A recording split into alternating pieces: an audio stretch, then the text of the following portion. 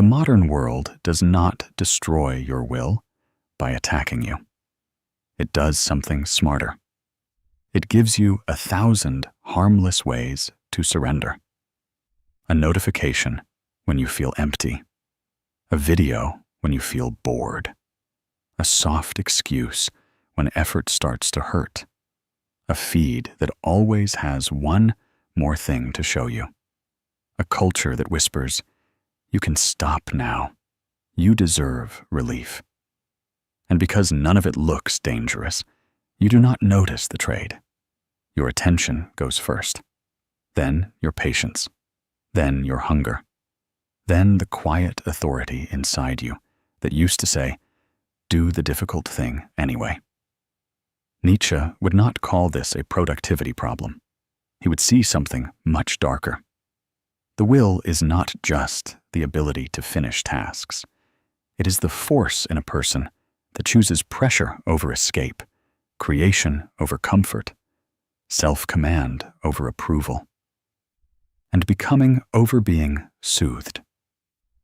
The will is the part of you that can say yes to difficulty, when difficulty is the price of becoming stronger. That is why the modern world is so dangerous. Not because it makes life hard, because it makes weakness feel normal. This is not a conspiracy. It is worse than that. It is an incentive system. The feed wins when you cannot stay still. The platform wins when boredom becomes unbearable. The outrage cycle wins when your attention can be rented by anger. The approval system wins when you no longer know whether you want something or only want to be seen wanting it. No one has to hate your soul for the machine to weaken it. It only has to profit every time you abandon yourself. And this is where the destruction begins. Not with a catastrophe, with a morning.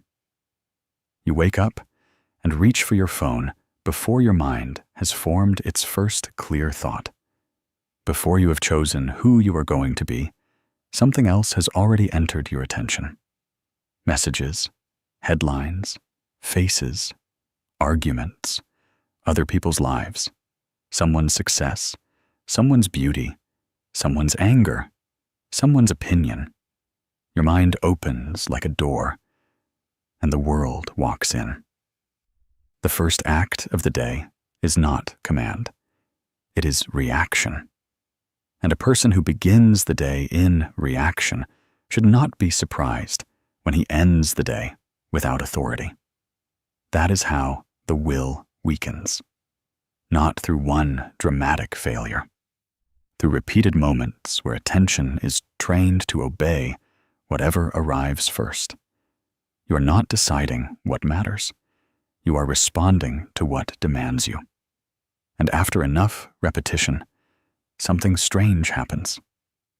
Sitting alone with one difficult task begins to feel unnatural. Reading a page without checking your phone feels heavy. Opening the document feels threatening. Starting the workout feels negotiable.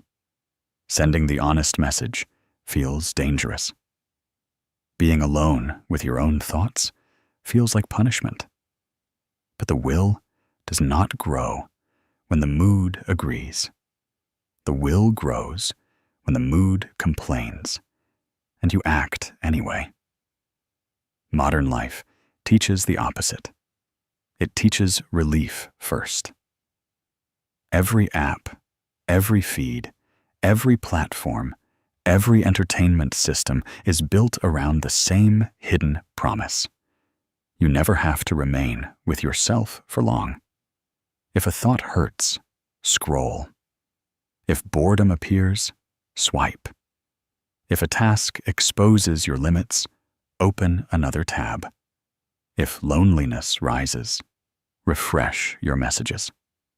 If shame gets too close, find something to laugh at. If ambition feels heavy, watch someone else live the life you keep postponing. And the escape becomes so easy that eventually it starts to feel like personality. You say, "I'm just tired." But sometimes you are not tired. You are undertrained in remaining with discomfort. You say, "I just need a break." But sometimes the break does not restore you. It scatters you.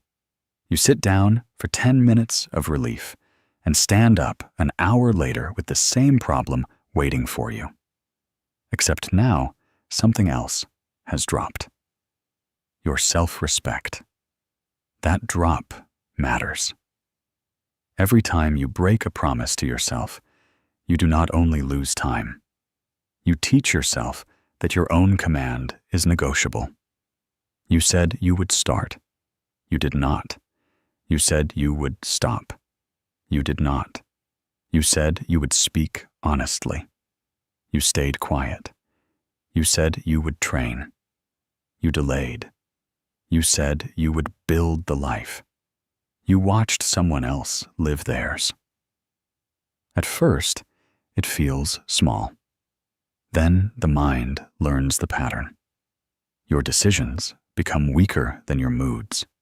Your standards become softer than your cravings. Your future becomes something you imagine, not something you obey. And this is where Nietzsche becomes uncomfortable. Because Nietzsche's fear was not simply that people would become unhappy. His fear was that people would become small and then call their smallness wisdom. They would stop reaching upward and call it peace. They would avoid danger and call it balance. They would abandon ambition and call it healing. They would trade greatness for comfort and call themselves mature. This is the spirit of the last man. The person who wants comfort above growth, safety above transformation, pleasure without risk, identity without suffering, a life with no great wound, but also no great becoming. The last man does not look broken. That is what makes him terrifying. He looks adjusted, entertained, reasonable, comfortable. He has opinions, preferences, distractions, routines, and small pleasures. But something in him no longer burns. He does not want to overcome himself. He wants to be protected from the need to. And the modern world is perfectly built for this kind of person. It does not need to put you in a cage. It only needs to make the cage feel like choice. You can choose the video, choose the platform, choose the distraction, choose the opinion, choose the temporary identity. Choose which version of passivity feels most like freedom today. But beneath all that choosing, one question is avoided. Are you becoming someone? Or are you simply selecting from what has been placed in front of you? This is why so many people feel exhausted without doing anything hard. A message arrives. A headline angers them. A post makes them compare. A video gives them a quick lift. A comment pulls them into judgment. A memory rises, and they drown it before it speaks. Nothing truly happens. But the mind feels used. And when the real task appears, there is nothing left. The book remains unopened. The body remains untrained. The difficult conversation remains avoided. The dream remains safely in the future. You may still want the stronger life, but wanting is not enough. The will is the bridge between desire and reality. And that bridge weakens every time you choose the easier exit. Some people will understand this too deeply to admit it. Their dream is not dead. It is buried under 1,000 tiny permissions to avoid it. One more reason to wait. One more reason to rest. One more reason to compare. One more reason to be offended. One more reason to say, "Not today." But distraction is only the first attack. The deeper attack begins when the modern world does not only interrupt your attention, it teaches you to distrust your own judgment. Modern culture tells you to be yourself while surrounding you with measurements of whether that self is acceptable. Likes, views, status, beauty, opinions, lifestyles, trends. You express individuality, then check how it performed. This creates a strange kind of person, someone who wants to be original, but only in a way that gets approved. Nietzsche would call this the voice of the herd. But the herd today does not always look like a crowd shouting in the street. Sometimes it looks like everyone becoming angry at the same subject on the same day. Sometimes it looks like people borrowing opinions that make them feel intelligent. Sometimes it looks like buying an identity instead of building one. Sometimes it looks like editing your real thought until it becomes acceptable enough to post. You say something, then check who reacted. You share an opinion and feel relief when the right people agree. You hesitate before speaking because you are already imagining the judgment. You laugh at something you do not find funny. You stay silent when something in you wants to speak.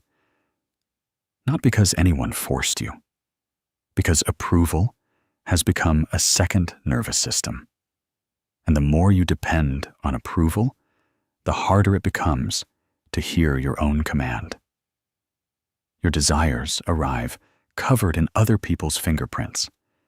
You want the body because it will be noticed. You want success because it will prove something. You want intelligence because it will make you superior. You want beauty because it will make you chosen. You want a life that looks powerful, but secretly asks the crowd for permission. Even ambition becomes infected when it is no longer self-overcoming, but a plea to be seen. This is why a weak will does not always look like laziness. Sometimes it looks like constant adjustment. A person bends again and again to avoid conflict, loneliness, and disapproval. They call it maturity. They call it being reasonable. They call it keeping peace. But underneath, there is fear. The fear of paying the price of having a self. Because having a self costs something. It costs approval. It costs comfort. It costs the fantasy that everyone will understand you. It costs the easy life of being whatever the room rewards. A strong will is not someone who never feels fear.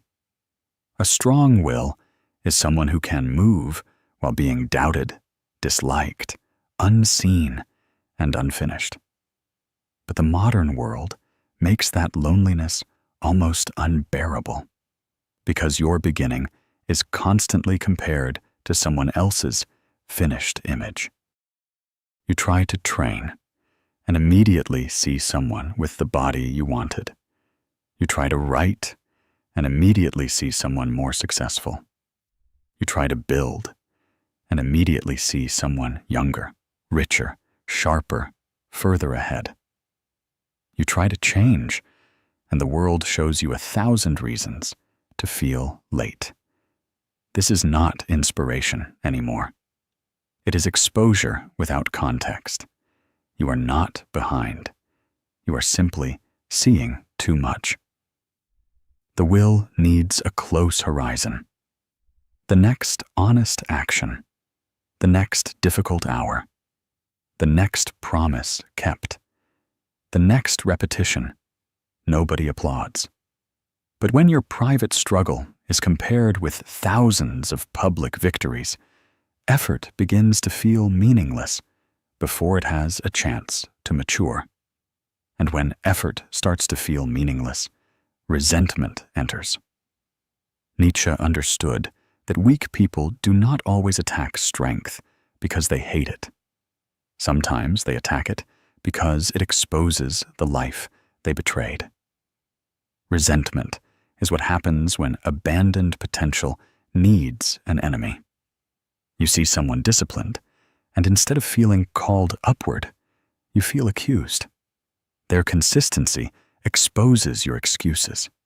Their seriousness makes your comfort look smaller. Their progress reminds you of the part of yourself you stopped defending. So the mind protects itself by judging them. They are obsessed. They are fake. They think they are better than everyone. That lifestyle is toxic. They probably got lucky. People often mock what they no longer believe they can become. They laugh at the person training early, the person building quietly, the person refusing cheap pleasure, the person taking their dreams seriously before the world has approved it.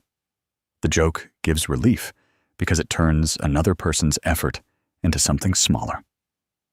But secretly, the laughter has a bitter taste, because deep down, you know, you are not mocking them because they are weak. You are mocking them because they remind you of the strength you abandoned. This is one of the final ways the modern world destroys the will. It gives you endless chances to react to life instead of creating one. You can comment on everything, judge everything, be angry about everything, analyze everything, laugh at everything, feel involved in everything. But nothing is built, nothing is risked, nothing is endured. Reaction can feel like power because it gives the mind a quick sense of superiority. But reaction is not creation. Outrage is not courage. Opinion is not character. Knowing what is wrong with the world is not the same as commanding yourself inside it. And that is the question Nietzsche would force back onto you. Not what is wrong with the world, but what has the world made you too weak to do? Has it made you too impatient to study? Too distracted to create? Too dependent to stand alone? Too comfortable to train? Too approved to be honest? Too entertained to feel your own emptiness? Too resentful to admire anyone without shrinking? There is usually one place where your will is already bleeding. Your phone, your body, your work, your voice, your attention, your private dream, or the person whose approval still controls you. And if one of those hurt more than the others, that is probably not an accident. That is where recovery begins, not with a dramatic transformation, with friction, the difficult conversation, the hour of focus, the training you do when nobody cares, the silence you stop escaping, the promise you keep after the mood has vanished. These moments look small from the outside, but psychologically, they are enormous because they teach the mind a new hierarchy. Desire does not command me. Discomfort does not own me. Relief is not my master. Approval is not my God. The crowd is not my conscience. Modern life teaches you to treat discomfort as a signal to stop. Nietzsche would ask you to read it differently. Discomfort is often the border between the person you have been and the person trying to emerge. Growth feels threatening because it asks you to lose the familiar weakness that has been protecting you. This is why peace can feel more frightening than chaos. When there is no noise, no feed, no drama, no urgent distraction, you may finally hear what you have been avoiding. The work you postponed, the body you stopped respecting, the truth you kept explaining away, the life that is not terrible enough to force change, but not honest enough to satisfy you. Suffering does not make a person noble by itself. Pain can make a person bitter, jealous, and small. The question is whether you can give suffering direction. Can the anxiety become discipline? Can the shame become honesty? Can the loneliness become depth? Can the failure become training instead of proof that you should quit? The will returns when you stop waiting to feel powerful before acting. You become powerful by acting while the weaker part of you complains. You become disciplined by working before the mood arrives. You become honest by speaking before approval is guaranteed. You become free by refusing the relief that keeps making you smaller. This does not mean rejecting the modern world completely. You do not need to hate technology, pleasure, comfort, or other people. The danger is letting them become substitutes for choosing, enduring, creating, and becoming. The modern world can only destroy your will when it convinces you that ease is the same as freedom. But ease is not freedom if you cannot leave it. Comfort is not rest if it makes you weaker. Approval is not love if it costs you your own voice. Choice is not power if every option leads you away from yourself. Real freedom begins when you can sit with discomfort without obeying it, when you can desire something without needing permission, when you can be unseen and still continue, when you can feel the pull of the easier life and choose the harder truth anyway. The world may be designed to weaken your will, but it cannot take what you consciously reclaim. Every time you choose attention over distraction, action over performance, creation over resentment, and duty before mood, you recover a piece of the will the modern world trained you to abandon.